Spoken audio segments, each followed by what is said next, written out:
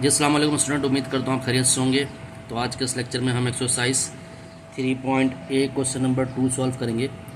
Question number 2 में हमसे कह रहा है द प्रॉफिट ऑन रेफ्रिजरेटर 35%। तो एक फ्रिज पे प्रॉफिट आया 35% ऑफ द कॉस्ट प्राइस पर।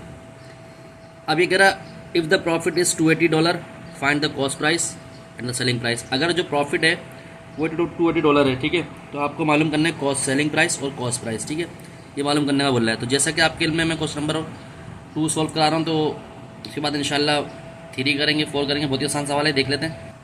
तो डियर स्टूडेंट, क्वेश्चन नंबर 2 है हमारे पास। अगर हम डेटा बनाएं तो प्रॉफिट दिया हुआ है परसेंटेज में दिया हुआ है 35%, ठीक है भाई। उसके अलावा $280 प्रॉफिट दिया हुआ है। कॉस्ट प्राइस मालूम करना है और सेलिंग प्राइस मालूम करना है, ठीक है भाई, ये करना है। अब करना है क्या है भाई, किस तरह होगा देख लेते हैं। तो हमने प्रॉफिट परसेंटेज का फॉर्मूला होता है profit percentage is equal to profit upon cost price multiply 100%। अगर वो एज कम्पेयर टू प्रॉफिट निकालने बोले कॉस्ट प्राइस पे, तो नीचे कॉस्ट प्राइस आ जाएगा। अगर वो प्रॉफिट निकालने का बोले सेलिंग प्राइस पे, तो सेलिंग प्राइस आ जाएगा। सही है। तो भाई अब क्या है भाई, प्रॉफिट परसेंटेज हमें दी हुई 35% इज इक्वल टू पी दिया हुआ है 280 मल्टीप्लाई 100%, ठीक है, अपॉन CP। ये जस्ट उसके हमने वैल्यू पुट कर दी हैं जो भी हमने क्या कहते हैं अपना रिस्पेक्टेड प्रॉफिट परसेंटेज की, प्रॉफिट की। तो अब देखें परसेंटेज से परसेंटेज का कैंसिल होगी, दोनों इधर बीच में इक्वल टू है। तो ये हो गया CP is equal to $280 upon 35 multiply 100, ठीक है भाई। अब ये 5 से डिवाइड हो रहा है, 5 7 जा और ये 5 20 जा। तो CP हमारे पास हो गया $280 अपॉन 7 मल्टीप्लाई 20। देखिए अब 7 1 7 7 4 जा, तो ये CP इज इक्वल टू, और ये 0 ऐसे आ जाएगा 40 मल्टीप्लाई 20, ठीक है भाई। तो ये हमारे पास हो गया। तो CP हमारे पास हो गया 4 2 जा 8 और 2 0 आ गया। ये हमारे पास आ गया कॉस्ट प्राइस आ गया, ठीक है। अब हमें मालूम करना था, ये तो पार्ट 1 हो गया हमारा। अब पार्ट 2 में मालूम करना है सेलिंग प्राइस। तो प्रॉफिट का फॉर्मूला होता है SP माइनस CP, यानी कि profit equal to selling price minus cost price. तो ये सेलिंग प्राइस हमारे पास मालूम करना है। तो प्रॉफिट का फॉर्मूला बन जाएगा P upon CP is equal to SP। तो प्रॉफिट है हमारे पास $280 जो हमारे पास आया था, देखें लिखा हुआ भी है, प्रॉफिट $280 आया है, ठीक है। उसके बाद जो क्या कहते हैं अपना ये $280 आया है और ये प्लस ये हो गया $800 इज इक्वल टू SP। तो यानी कि मैं ये लिख सकता हूँ कि भाई SP जो है आपका 800 और 2000 $1080 आ गया, ठीक है। तो ये हमारे पास SP आ गया, यानी कि कॉस्ट सेलिंग प्राइस। तो यहाँ पर अगर आप देखें तो यहाँ पर हमारे पास अगर आप देखें तो यहाँ पर सेलिंग प्राइस ज़्यादा है और कॉस्ट प्राइस कम है। तो ये हमारे पास ये हो गया। तो उम्मीद करता हूँ लेक्चर आपके समझ आया होगा। तो अगर आपको मुझे अच्छा लगा लाइक सब्सक्राइब करें, दोस्तों में शेयर करें। मज़ीद वीडियो आपको मिलते रहेंगे। अपना ध्यान रखें। अस्सलाम वालेकुम डियर स्टूडेंट, अस्सलाम वालेकुम। उम्मीद करता हूँ आप खैरियत से होंगे। तो आज के इस लेक्चर में हम एक्सरसाइज 3 क्वेश्चन नंबर 3 सॉल्व करेंगे। और 3 में कह रहा है कि a trader mixes 2 kg of butter. तिजारत करते हैं, उनके पास 2 kg ऑफ बटर है विच कॉस्ट $8 पर kg, यानी कि 2 किलो उसके पास बटर है। बटर मतलब मक्खन ले लें, उसकी कॉस्ट कितनी है $8 पर kg, यानी कि 1 kg $8 का है। और 3 kg of butter which cost $6 पर kg।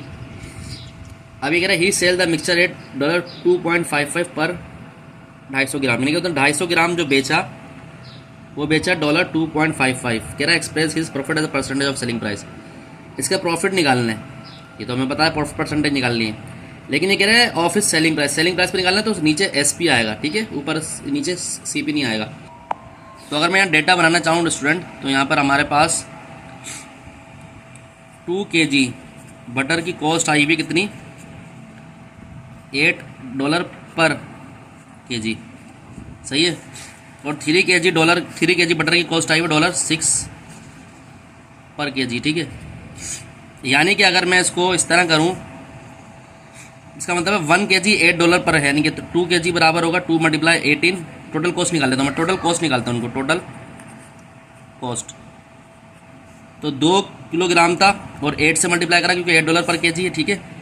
उसके बाद प्लस 3 केजी था, 6 से मल्टीप्लाई कर दिया तो ये आएगा 16 प्लस 18, तो ये हो गया 34। तो हमारे पास कॉस्ट जो आई टोटल वो आई कितनी 34। तो डियर स्टूडेंट कॉस्ट हमारे पास कितनी आ गई 34 आ गई, ठीक है। अब ये कह रहा है, यहाँ पर कह रहा है उसने he sell the mixture, he sells mixture, mixture कितने का बेचा भाई ये कह रहा है। तो मिक्सचर बेचा है भाई $2.55 का बेचा है 250 ग्राम पे। अगर आप यहाँ देखें, यहाँ इसका यूनिट है केजी और यहाँ इसका ग्राम। तो आपको ये पता है कि 1 केजी में 1000 ग्राम होते हैं। तो अगर मैं इस वाले को 250 को 1000 बनाना चाहूँ तो इसको 4 से मल्टीप्लाई करूँगा 100 हो जाएगा, 1000 हो जाएगा। तो जब यहाँ से 4 से मल्टीप्लाई करूँगा तो यहाँ पर ही 4 से मल्टीप्लाई करूँगा, यानी कि $2.55 मल्टीप्लाई मैं 4 करता हूँ और यहाँ पर भी 250 मल्टीप्लाई 4 करता हूँ तो ये तो हमारे पास हो जाएगा, अल्लाह वाला करे, आपका 100 ग्राम। यानी कि 100 ग्राम मतलब 1 केजी कह सकते हैं।